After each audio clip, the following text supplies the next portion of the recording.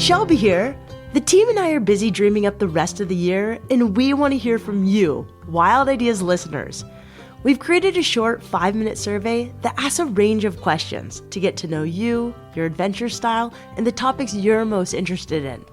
To participate, head to bit.ly/wild_ideas. Again, it'll only take 5 minutes to complete, and we would love to hear from you. That's bit.ly/wild_ideas, or just head to the link in our show notes.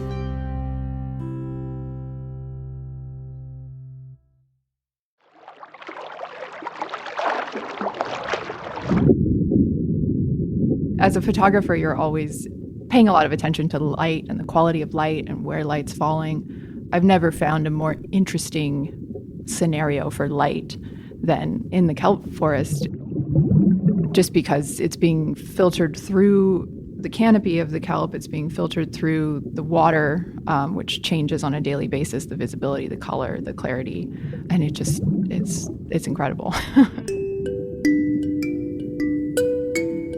Oriana Poindexter is a professional artist whose work weaves together photography, science, and marine life. Her art is very unique. Oriana uses seaweed and light-sensitive chemicals to make stunning, almost haunting prints. She lives in San Diego, where she freedives in kelp forests for inspiration and to harvest materials for her art. Before she became an artist, Oriana was on a more traditional career path. She majored in photography and went to graduate school for marine biology.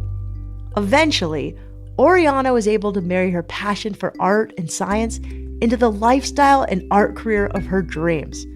I'm Shelby Stanger, and this is Wild Ideas Worth Living, an REI Co-op Studios production brought to you by Capital One. Oriana Poindexter has felt a pull to the ocean since childhood. She grew up in Laguna Beach, where she spent countless afternoons playing on the beach with her family, building sandcastles, and exploring tide pools. She was a competitive swimmer in high school and always felt comfortable in the water. When Oriana left home, she never forgot about her connection with the sea. Oriana Poindexter, welcome to Wild Ideas Worth Living. Thanks for having me, Shelby. We're excited to have an in-person interview. You are a marine scientist who quit your job to be an artist, and within a year, you've already been in the Smithsonian. You have an exhibit next week at UCSD.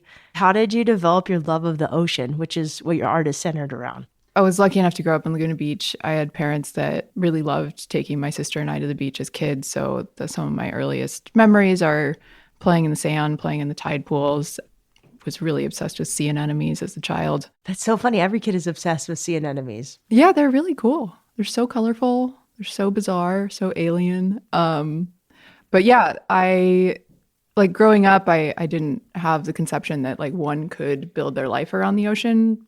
I didn't have any adults in my life that were, professionals working with the ocean in any way. So it took a while to figure that one out. How did you get from not knowing to saying, yeah, I'm going to study marine science? I went to college on the East Coast at Princeton, and there was not really a marine biology program there. I did take kind of the only marine bio classes they offered, and I actually graduated from my undergrad with a degree in photography. So I studied arts first, but there I was really removed from the ocean, obviously, in central New Jersey. It's a little tough to get to the water. So when I moved back to California, I thought I was just going to, be an artist right off the bat. And I didn't have any idea how that actually worked. Somebody told me about Scripps. Scripps Institute of Oceanography. Yeah, Scripps Institution of Oceanography down at UC San Diego is this incredible institution where you can study the ocean and atmosphere and all of its different manifestations. A friend of mine told me that Scripps had these incredible marine collections where they have literally millions of specimens in jars out of the ocean, and I was obsessed with that idea. And I drove down here from Orange County and was just like, what do I have to do to be here? What do I have to do to hang out with all these jars? So I ended up coming down to Scripps, and not with the intention of studying, really, just because I was really interested in what was here. And then I quickly realized that, like, oh, I need to go to grad school. After visiting the Scripps Institution of Oceanography in San Diego, Oriana's passion for marine life grew. She had recently started surfing and scuba diving, which sparked her curiosity about ocean ecosystems. She applied to the graduate program at Scripps and was accepted. After finishing her master's, Oriana got a job at the National Oceanic and Atmospheric Administration, or NOAA. She hoped the job would involve fieldwork outside and in the water, but in reality, Oriana found herself sitting at a desk most of the time. She longed to spend more time in the ocean. Outside of work, Oriana started freediving with some friends. Underwater, she fell in love with the way her body moved, especially without scuba equipment. She loved the soothing sounds she heard and the wide range of plants and animals she saw as she swam deeper and deeper. Most people are fascinated by fish or coral, but you're fascinated with seaweed and kelp, which to me is really a wild idea because as a surfer, I don't like kelp. It gets caught around your leash. Yeah. It's hard to swim through as an open ocean swimmer. Yeah. It's like itchy, but it is absolutely beautiful when you swim on top of it. So to talk to me about how you developed this like love of kelp and seaweed. Well, I started freediving and spearfishing because that's what I thought people did when they freedived. And then I kind of lost interest in that relatively quickly and was much more interested in photographing when I was freediving. And out here, the coolest places to freedive are in the kelp forests, and they're relatively accessible from shore in certain areas of San Diego. And you can swim out into this underwater forest. It's this three-dimensional habitat that goes from the bottom of the ocean to the surface. And there's fish swimming, in the middle of the water column, at the bottom of the water column, through this forest. So it creates a habitat for all of these, like hundreds of marine species. So it's just like the most interesting place to be when you're in the ocean. If you're photographing, if you're spearfishing, if you're just, wanting to see a lot of life, the kelp forest is where you want to go. So I started photographing a lot underwater in these spaces, all while working my desk job and getting more and more interested in trying to figure out how to make that like more of my life, So it's really interesting you said kelp forest. I've never thought of it as a forest. I get that it's called a kelp forest, but I mean, for people imagining who maybe they don't spend a lot of time underwater, it's very similar in some ways. It's super similar to a forest. It's actually that picture that you have on the wall over there of the light streaming through the trees in the forest. It's that, but you can fly up and down from the bottom of the tree to the top of the tree. And the trees aren't trees. And the just trees kelp. are kelp. Yeah. And the light, as a photographer, you're always paying a lot of attention to the light and the quality of light and where light's falling. And in the kelp forest, I've never found a more interesting like scenario for light than in the kelp forest. Just because it's being filtered through the canopy of the kelp, it's being filtered through the water, which changes on a daily basis, the visibility, the color, the clarity. And it's incredible. Sounds amazing. Okay, so did you just start taking pictures of the kelp? Yeah, I started photographing just my friends that I was diving with in the kelp, around the kelp. I started photographing fish. Like I just kept doing, diving in the same places, photographing over and over again. And like every once in a while when the water was super clear, I'd get pictures that I was really excited about.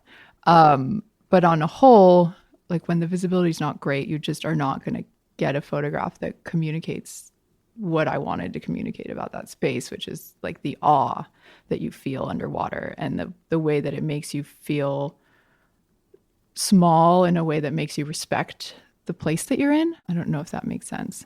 I mean, I write a lot about awe. I think it's like the most amazing emotion. You feel small and connected to others at the same time. And yeah, it's an underwater, I think what you said, like this underwater forest with crazy lights, and the trees aren't green. They're like a orange. Like an amber, translucent gold when the color's right. Love that. Oriana's photographs of ocean life are almost extraterrestrial. Fish peek through cloudy kelp forests, seals swim by in a blur of movement, and stingrays glisten in shallow waters. Oriana also takes beautiful pictures of kelp and seaweed. But most of her work these days isn't just traditional photography, or at least not in the way we think of it. Her primary medium is called a cyanotype, which is a kind of print that uses chemicals and sunlight to create a ghostly negative. What's cool about cyanotypes is that you don't need a camera to make them. Oriana's work shows white silhouettes of seaweed and kelp blades on a deep blue background. So this is a podcast, and obviously we can't show our listeners pictures of your art. Can you describe it and tell us how you make it? Yeah. So the artwork that I do primarily now is called cyanotype, which is a very early form of photography. It's actually one of the very first ways that they figured out in the 1840s how to create an image using chemistry and light. It's sort of alchemy. It's an emulsion made of 2 iron salts that when you combine them, they become sensitive to sunlight. And you can coat a piece of paper with these chemicals. You can lay any object on top of the paper, put it in the sun, wash it in water, and you have an image. And I'd always known about this process because I studied the history of photography, but I didn't really connect with it. I was like, why would I want a blue picture? Why is it blue? That's just the color that those chemicals produce. These 2 iron salts make this color called Prussian blue. I started playing around with cyanotype in 2018. I took a workshop at a local gallery in Oceanside, and they taught you how to do this with the transparency of an image that you had taken, and you made a blue picture. And I was like, yeah, okay, well, it's an underwater picture, and now it's all blue. And I just kind of set it aside and forgot about it. And then about 6 months later, I came across online the work of Anna Atkins, who was a British botanist in the 1840s. And she was one of the first people to use this cyanotype process. And she also created the first book of photographs in the world ever. And that book of photographs is cyanotypes of seaweed. That's crazy. So this is not new. What I'm doing is not new. I just, Anna Atkins in the 1840s was a Victorian woman wearing ridiculous skirts and like no diving. And I thought, well, there's this beautiful kelp that I've been struggling to photograph in a way that feels like it's doing it justice. I could try pulling it out of the water and printing it in this way. So once I started doing that, it just kind of snowballed into now I'm doing, 15-foot long, 18-foot long, life-size giant kelp prints. So how do you do that? So first you got to dive for the seaweed. Tell me like your whole process from start to finish. Yeah. So first I actually have to paint my paper. I have to prepare the paper. I make it all by hand. I buy watercolor paper and then I mix the chemicals. I buy them in bulk. And this all has to happen at night because they're sensitive to sunlight, to UV light. And then the next day I can get in the water and I know what my canvas is going to be. I know I have 6 pieces of paper that are 11 by 15 or whatever. And I go out and I kind of see what the ocean has for me that day. Some days I find what I thought I was looking for, and other days I find, completely different things. So you get these 100 feet. Not quite. I don't take the whole thing. Yeah. I only take as much as I plan to use. I never take a whole organism. That way that can keep growing. And then I come back to shore and then I go to my home studio and compose the images with the seaweed over the paper and then drag them out into the sunlight where they expose for about 10 minutes in the sunlight. And then I wash the paper in water and then you have an image. That's so interesting. If you see Oriana's pictures, they're these beautiful blue and white photos and you can see the imprint of the seaweed in this blue color or in the white color. Yeah, it's in the white. So the background's blue. That's whatever right. is fully exposed by the sun and not covered by the seaweed is the dark blue. And what's covered up by the seaweed is the lighter white, light blue tone. I thought you just took blue paint and painted over it. A lot of people think that. That is the assumption most of the time. That is so cool. Okay, and so the first time you did it, were you like, this looks cool? Yeah, I got hooked pretty immediately. After I had the epiphany that I could do it with seaweed. And then it clicked that I can get out of this little darkroom that I had built in the closet of my studio And I could be making handmade photographic prints outside at whatever size I could imagine, because all I needed was paper and sun and water and seaweed. And the seaweed comes really big. And so I just needed to find like space to do it and really big paper or fabric. And it kind of opened up this whole new world of possibilities of how I could be making artwork. What was that like day like when it all came together? I don't recall like a specific day. It just kind of like built on itself, that I started just doing more and more and more and realizing like, oh, I can get a whole roll of paper that's 15 feet long. I can buy that. Like, wow, I didn't know that. How did you know that this was something worth pursuing? I get lots of crazy ideas that I get really excited about, but they don't always excite other people. And so when these cyanotypes started connecting with people, that obviously made it more feasible for me to imagine that I could keep doing this and kind of expand it and pursue further. But for me, it's like it's infinite. Like the biggest print I've made is 18 feet long, and there's 150 feet of kelp out there. Like I have a long ways to go.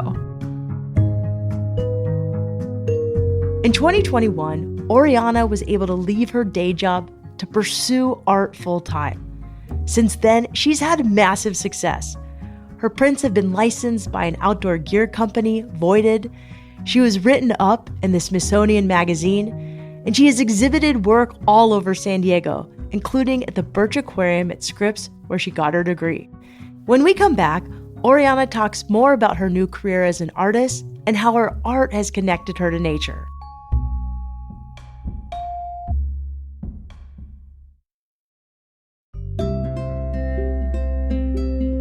Here's a cool wild idea. REI and Capital One have partnered to support the mission of creating a more equitable outdoors, something that's important to us at Wild Ideas and to you, our listeners. Through the REI Co-op MasterCard program, Capital One and REI donate $2 million every year to the REI Cooperative Action Fund. That donation supports more than 200 nonprofit organizations across the country working to create a more equitable outdoors for everyone. If you want to find local REI fund grantees in your community and learn more about the amazing work they're doing, check out the link in our show notes. And to learn more about the REI Co-op MasterCard program, go to rei.com/MasterCard-podcast. That's rei.com/MasterCard-podcast.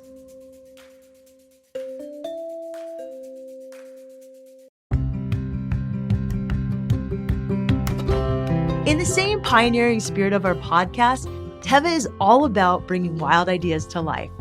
Teva was born in 1984 when a resourceful river guide strapped 2 Velcro watch bands to a pair of old flip-flops while adventuring across the Grand Canyon. The company has retained the same pioneering spirit ever since. Their brand mission is simple: to be your guide for adventure in the modern outdoors. This spring, they're introducing a fresh batch of earth-conscious materials that are sustainably minded and help reduce our impact. The Hurricane XLT2 Sport Sandal is made to go just about anywhere, delivering all-day comfort with a cushy EVA footbed, padded heel strap, and Rapids-ready rubber sole. If boots are more your vibe, the Grandview GTX is Teva's most technical hiker yet, engineered with a breathable Gore-Tex upper that seals out the elements. The patented universal heel lock system reduces toe pressure while trekking downhill, keeping you secure and comfortable. So whether you're seeking a do-it-all sports sandal or a style to take on the trail, Teva has a pair for you. Check out the consciously crafted Teva footwear this spring with select colors available at your local REI and at rei.com.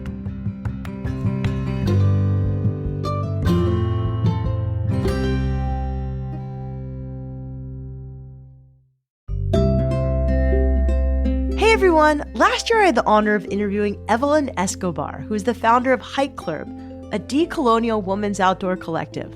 I love that Hike Club is creating ways for women to connect outside, which is why I'm excited to share that the North Face and Hike Club have teamed up to make a fun and functional women's hike collection. The pieces are amazing. Together, the North Face and Hike Club are working to celebrate inclusive exploration and expand the narrative around the outdoors, something I know Wild Ideas listeners can get behind. This collab is for REI Co-op members and is officially available now through May 31st, while supplies last. Grab this limited edition collab before it's gone. You can find the collection at rei.com and in select stores. Again, that's rei.com and in select stores across the U.S.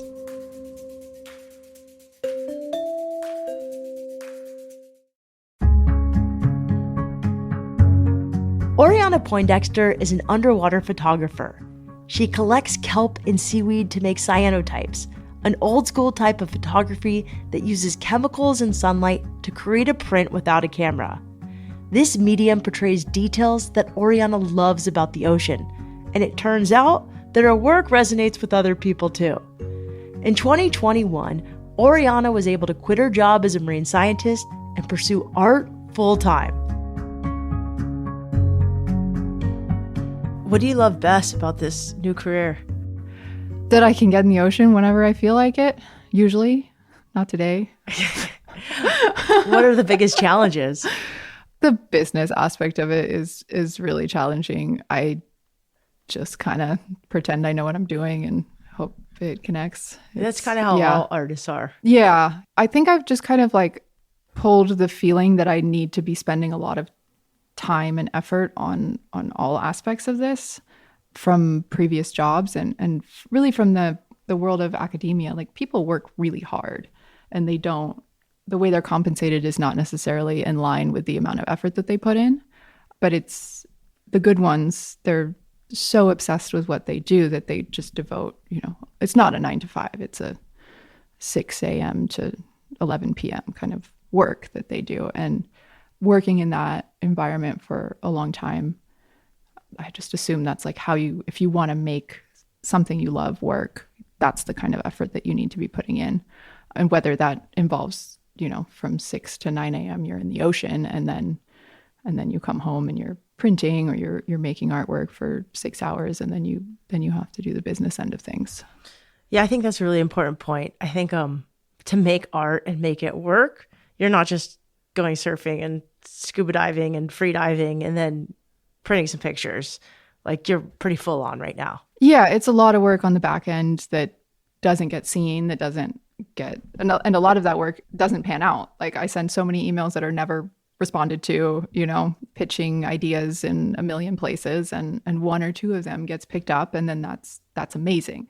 But there are so many emails that just nobody replies to. Yeah, I think a lot of wild ideas, when you're chasing a wild idea as a career, is pitching. Yeah. And pitching is like dating. Like, sometimes it's just timing and you have to just keep getting out there. What opportunities have come from pursuing this? Since I started making these seaweed cyanotypes, I had like almost instantly this vision of wanting to make a whole forest of life-size kelp prints on fabric using this cyanotype process. And I just started saying it. To yourself or out loud or in your First head? to myself, and then, to my boyfriend, and then out loud to other people. and then I wrote this proposal that didn't even include the forest part. And I sent this proposal to 15 places in San Diego. And I didn't even send it to the Birch Aquarium. I ran into one of their exhibits team. And I was like, hey, I have this proposal. I want to do a kelp show, but you guys probably can't do it because you're an aquarium and you have all this other cool stuff. And he was like, actually, we have like the potential to put a short-term exhibit up, which for them is like a 6-month exhibit. So like, send us a proposal. And in my first meeting with their new exhibits director, we just like hit it off, which like never happens. And as soon as I said like, oh, I can make these on fabrics and we can hang them vertically, and like, I've always wanted to make a forest, she just instantly understood what I wanted to do and what I had in my mind. And so the proposal kind of went by the wayside, but we made a forest. Oriana and the Birch Aquarium at Scripps teamed up to create an exhibit called Hold Fast, a new way to experience kelp. Instead of her usual two-dimensional prints on paper, Oriana transferred her prints to long pieces of silk that were then hung from the ceiling. Because the silk moves gently as people walk through, it's reminiscent of being in a kelp forest underwater. This exhibit was a dream come true for Oriana. It's given her a chance to share what she loves about kelp with the public. I'm really curious how your art has connected you to nature, but so many others to nature. Yeah. I mean, it sort of came out of the desire to just be in the water and figure out a way to do that felt productive and important. And the fact that I can produce something out of my experience in nature that will make somebody stop and kind of view nature differently or rethink their perception of that environment is the really rewarding part. And that's the part that some people see as like kind of educational. And I don't want to beat anybody over the head with a science book, but it lets you into this world in a way that isn't didactic or that doesn't feel unapproachable, right? Doesn't feel like a classroom. Yeah. It's really cool. Yeah. What do you hope people get from your art?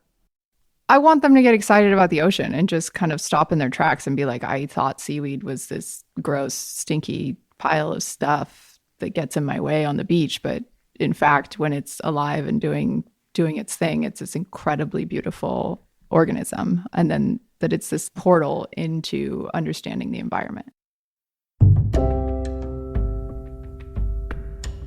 In Oriana's art, you can feel both the vastness of the ocean, but also notice the texture and geometry of a piece of seaweed.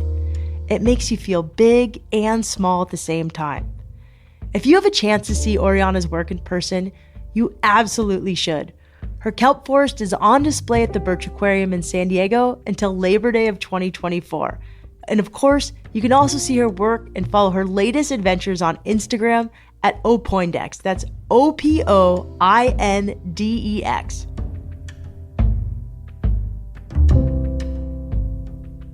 If you liked this episode with Oriana and you want to learn more about the deep ocean, check out our interview with Susan Casey. She talks about the experience of taking a submersible down to the ocean floor. You'll also like our episode with artist and freediver BJ Griffin. We'll put the links in our show notes.